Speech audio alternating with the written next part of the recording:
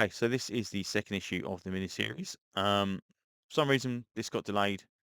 UK, or at least the comic shop I get this stuff from, only had the 40 quid, 30 quid, whatever cover for about a week, and then they eventually got the other covers in. So this is already behind when I got this. All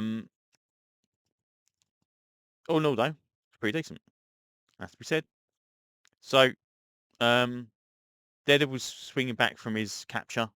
I don't quite know what's going on here with this lady being taken photographs. I'm not sure if she's supposed to be a character or no. Anyway, he goes back to his base and tries to really sit down and relax. He calls Misty to help him out.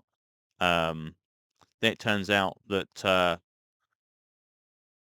they've figured the news report that the Punisher killed the crime boss. Then he meets this lass in the elevator. Oh, I don't know who that is. I've not a clue. I don't know if it's the crime boss lady or if it's just someone random because I can't really tell. But he seems to recognise a perfume, I believe, unless I'm mistaken. So okay.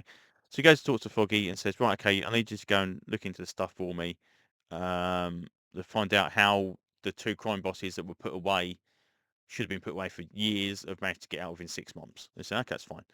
Um, so as he does that, we cut to the Punisher, who has apparently gone to Central Park Zoo and killed a load of people. Apparently, I believe from the same crime family, but unfortunately, he seems to have come to um, some harm himself, and he has to catch the train back. There's no way he can catch a cab, and he hasn't got the thing. I don't know where Microchip and his little van is. Whether or not Microchip's around to this era, I don't know. But then some blokes basically come along and try and take his uniform, and they've got these Punisher t-shirts on. So I don't know if they're supposed to be. They can't be vigilantes. They've got to be a gang. So I don't quite know why they've got the Punisher t-shirts on. Anyway, Punisher's not having any of it. And he starts having a fight with them. Says to Matt Murdock's fallen asleep. Says he'll catch the train. No, he says he'll come meet Misty. She says, "Okay, you can't come by a taxi, because the road's out. You need to go by train." Conveniently getting the two characters to be in the same location.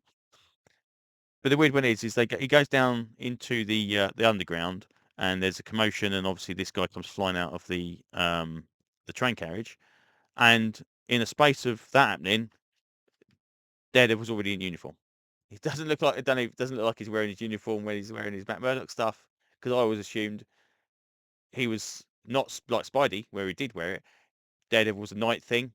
Matt Murdock was a day thing. So he's out in the day. I didn't think he'd be wearing his uniform. Don't know. Anyway, so he's immediately insta-changed to his uniform. Punisher's not having a good time, so basically he wades in there and does that.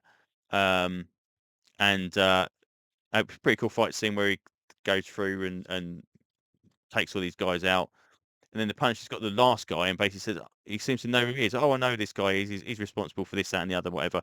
So he's going to be shot. I've already explained to you that the system doesn't work." Um, but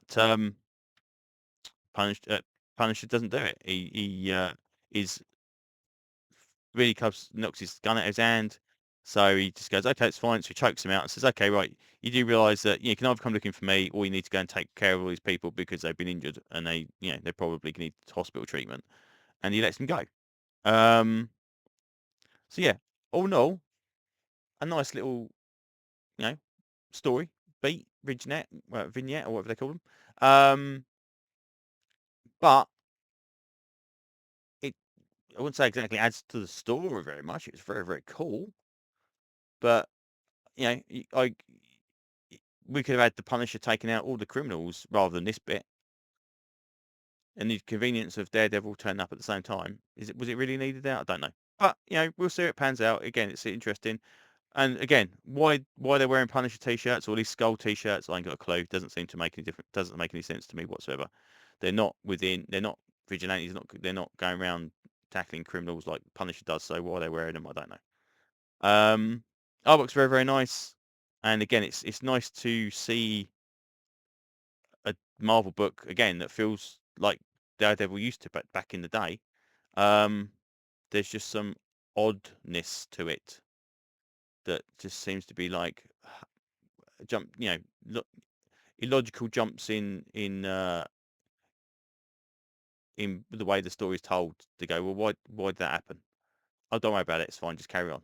So maybe it'll get explained as we go. We'll see. But yeah, all in all, not too bad. I think it's only like a 4 or 5 issue miniseries, so yeah, we're already 2 issues into it. We'll stick with it for the rest of it, and we'll go for it. It's definitely one of the better miniseries that I've had from Marvel. Where I think the last one was the Secret Wars one, where we had the retelling of the Secret Wars thing, which happened like between 2 panels on Secret Wars, and that was pretty rubbish after the first issue. But because I bought it, I thought, oh, well, I'll stick with it and see if it gets any better, and it didn't. So all in all, not regretting buying this one at this point in time. But yeah, there you go. I think that's pretty much what I say about it. An average book at the moment. So there you go. But yeah, I think that's pretty much what I can say. So thanks for listening, and hopefully I will see you on another video very, very soon. Bye bye.